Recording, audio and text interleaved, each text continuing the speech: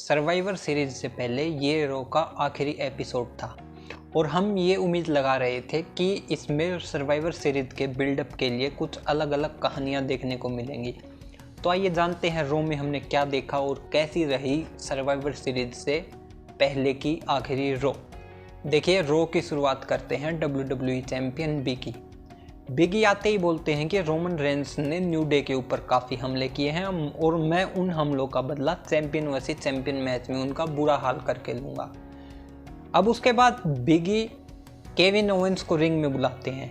Kevin Owens आकर कहते हैं कि भाई मैं पिछले 3 मैच रॉ में हार रहा हूँ और तुम उसका एक कारण हो, इसी कारण मैंने पिछले रॉ में तुम्हारी पिटाई कर। ये सुनते ही बिगी उनके पीछे चले जाते हैं और केविन ओवेंस एरिना छोड़कर चले जाते हैं। जब वो उनके पीछे जा ही रहे होते हैं तो रोमन रेंस के भाई द उसोस आते हैं और बिगी के ऊपर बुरी तरह हमला कर देते हैं। जब वो बुरी तरह हमला कर देते हैं, इस बीच उनको छुड़ाने के लिए आते हैं raw tag team champion Matt Riddle आते हैं और उनको छुड़ाते हैं। मैट रिडल वहां पर आते हैं और उनको छुड़ाते हैं। इस बीच WWE ऑफिशियल सोनिया डेविल की एंट्री होती है। वो उन सब का टैग टीम मैच करवा देती है। टैग टीम मैच जब हो रहा होता है तो इस बीच एंट्री होती है सेथ रोलिंस की। सेथ रोलिंस आके एक चेयर पे बैठ जाते हैं। बिगी उनके ऊपर हमला कर देते हैं और सेथ रोलिंस उस मैच को बिगाड़ देते हैं। इसी के साथ मैच खत्म होता है और जब वो सब मिलकर मैट रिडल और बिगी के ऊपर हमला कर रहे थे, इस बीच एंट्री होती है और रॉ का जो सबसे शानदार मोमेंट होता है वो होता है रैंडी ऑर्टन रिंग के अंदर आते हैं और आते ही जिमी यूसो को RKO लगा देते हैं। इस बीच फिर से मैच स्टार्ट होता है और ये मैच होता है 6 मैन टैग टीम मैच। इस मैच में एक से बढ़कर एक शानदार खिलाड़ी होते हैं। शानदार मैच लड़ा जाता है। एक मैन इवेंट मैच होना चाहिए था ये मेरे हिसाब से। शानदार मैच होता है, सभी खिलाड़ी शानदार होते हैं, सब अच्छा मूव लगाते हैं, एक से बढ़कर एक मूव लगाए जाते हैं। हालांकि मैच के लास्ट में रोलिंस रेडल को रोल अप करके पिन कर देते हैं और मैच जीत जाते हैं। और उसके बाद द उसोस फिर से उनके ऊपर हमला करते हैं, लेकिन रैंडी ऑर्टन आकर फिर से RKO लगा देते हैं और जिमी यूसो को उसके बाद पड़ता है बिगी का बिग एंडिंग। हालांकि मैच के दौरान ही WWE ऑफिशियल सोनिया डेविल ने मैट रिडल और Randy Orton versus the Usos के मैच का सर्वाइवर सीरीज के अंदर ऑफिशियली ऐलान भी कर दिया है, जिसका हमें बहुत दिन से इंतज़ार था कि इन दोनों के बीच मैच होगा भी या नहीं, और इसका फाइनली सोनिया डेविल ने ऐलान कर दिया है। मैच जो होता है वो होता है बियांका ब्लेयर वर्सेस टमीना। देखिए, टमीना एक पावरफुल सुपरस्टार है, लेकिन हालांकि मेरे हिसाब से उनकी एज अब हो चली है, अब वो WWE में इतना लड़ने के लायक नहीं है। मैच होता है, ठीक ठाक होता है। मैच में ज़्यादातर टाइम टमीना ही कब्जा करके रखती हैं, अपना दबदबा बना के रखती हैं, लेकिन मैच के अंत में जैसे कि बियांका ब्लेयर का भी पुश चल रहा है तो बियांका ब्लेयर अपना फिनिशिंग मूव लगा कर टमीना को हरा देती हैं। इस बीच एंट्री होती है डूड्रॉप्स की। डूड्रॉप्स भी उनके बारे में कुछ भला बुरा कहती है। अब मेरे हिसाब से सर्वाइवर सीरीज के आगे बियांका ब्लेयर और डूड्रॉप्स की अगली दुश्मनी को और आगे बढ़ाया जाएगा। अगला जो सेगमेंट होता है वो होता है raw women's champion Becky Lynch का। देखिए, बेकी लिंच रिंग के अंदर आती है और वो अपने सर्वाइवर सीरीज मैच जो कि उनका शार्लेट के खिलाफ होगा उसको लेकर टीज करती है। वो रिंग के अंदर आके कहती हैं कि जब से WWE ने मेरे को पुश करना चाहा है, पुश करना स्टार्ट किया है, तब से शार्लेट मेरे से दुखी है और मैं उनके दुख को और बढ़ा दूंगी जब मैं उनको सर्वाइवर सीरीज में मार मार के बुरा हाल कर दूंगी। इस बीच रिंग के अंदर एंट्री होती है नंबर 1 कंटेंडर लिव मॉर्गन की।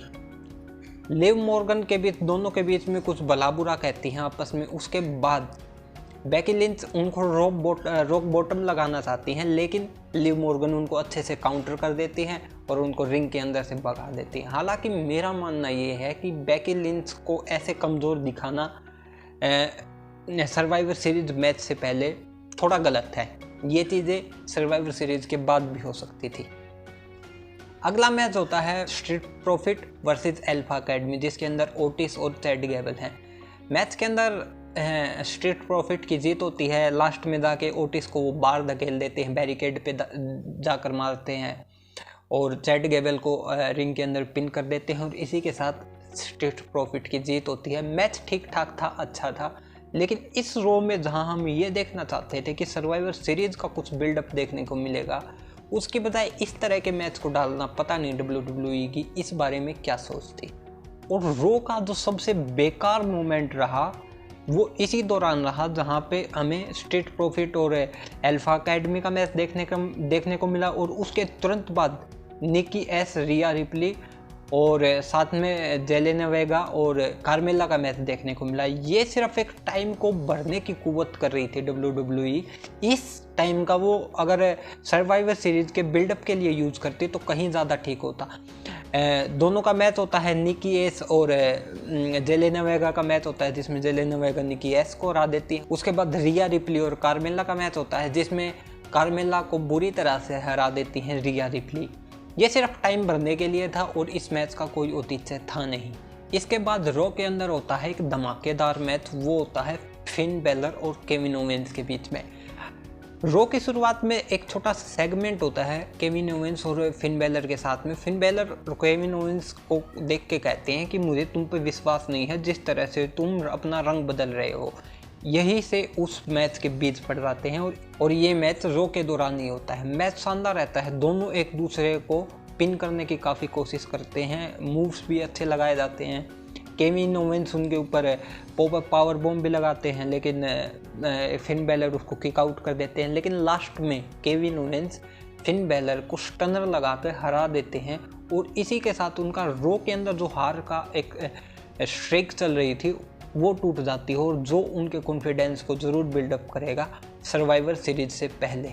रॉ के अंदर अगला मैच होता है AJ Style Omos versus Robert Roode और डोल्फ जिगलर। इस मैच के दौरान ओमोस जो है सबसे शुरू में ही टैग ले लेते हैं एजे स्टाइल से और पूरी तरह से क्रश करके रख देते हैं रॉबर्ट रूड और डोल्फ जिगलर को।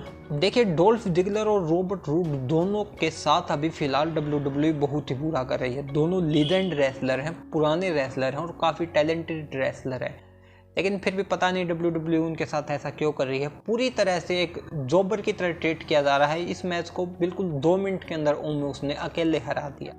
रॉ की शुरुआत के अंदर एक सेगमेंट होता है जिसमें कि एडम पियर्स को रे मिस्टीरियो बोलते हैं कि मेरे बेटे के साथ बॉबी लेस्ली ने बहुत गलत किया। तो ये बात सुनकर एडम पियर्स बोलते हैं कि तुम बॉबी लेस्ली के साथ एक मैच ले लो, और वो उस मैच का ऑफिशियली ऐलान भी कर देते हैं। तो मैच जो है मेन इवेंट होता है रॉ का। मेरे हिसाब से जो मेन इवेंट रॉ का होना चाहिए था वो या तो केविन ओवेंस और फिन बेलर का मैच होना चाहिए था, या फिर सबसे पहले जो 6 मैन टैग टीम मैच हुआ था वो होना चाहिए था। हालांकि इस मैच के दौरान होता क्या है कि बॉबी लेस्ली पूरी तरह से अपना दबदबा कायम रखते हैं, रे मिस्टीरियो को खिलौने की तरह फेंकते हैं, उठाते हैं और फिर फेंकते हैं। जैसा बुरा हाल डोमिनिक मिस्टीरियो का हुआ था वैसा ही बुरा हाल बॉबी लेस्ली रे मिस्टीरियो का कर देते हैं। मैच ख़त्म हो जाता है, हर्ट लॉक में फंसाकर उनको सबमिट करवा देते हैं।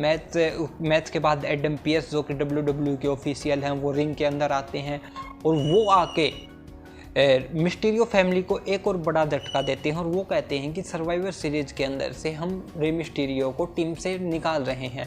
इसके बाद ऑस्टिन थ्योरी की एंट्री होती है, वो आकर उसके डोमिनिक मिस्टीरियो के ऊपर हमला कर देते हैं और फिर से एडम पियर्स उनको बोलते हैं कि जो 5th मैन होगा रो सर्वाइवर सीरीज मैच का वो होगा ऑस्टिन थ्योरी। और इसी के साथ ऑस्टिन थ्योरी का जो अपना अलग ही एक निराला अंदाज है, वो मिस्टीरियो फैमिली जो कि पसरी पड़ी थी उनके साथ एक सेल्फी लेते हैं और इसी के साथ रो का अंत हो जाता है। देखिए, अब हम बात करेंगे कि रो के अंदर क्या अच्छा था क्या बुरा था। सबसे पहले अगर मैं बात करूं तो इस रो के अंदर लगभग रो के सभी बड़े स्टार थे।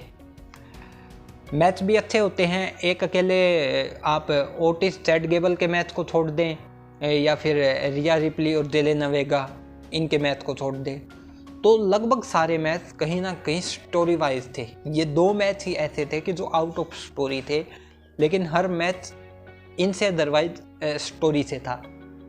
बुरी बात ये रही कि सर्वाइवर सीरीज से पहले की जो रो थी उसके अंदर हमें कोई बिल्डअप नहीं देखने को मिला। जितना बिल्डअप मेरे हिसाब से रिसेंटली ईयर्स में WWE अपने पहले के एपिसोड्स में सर्वाइवर सीरीज को लेकर करती थी, वैसा बिल्डअप कुछ देखने को ही नहीं मिला।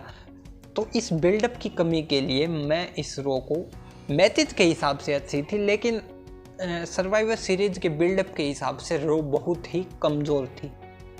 तो अगर आप ऐसे ही रो और स्मैकडाउन के रिव्यू देखना चाहते हैं, उनके रिजल्ट्स देखना चाहते हैं, WWE के बारे में न्यूज़ और फैक्ट्स जानना चाहते हैं, तो आप हमारे चैनल रेसलिंग उस्ताद को सब्सक्राइब कर लीजिए।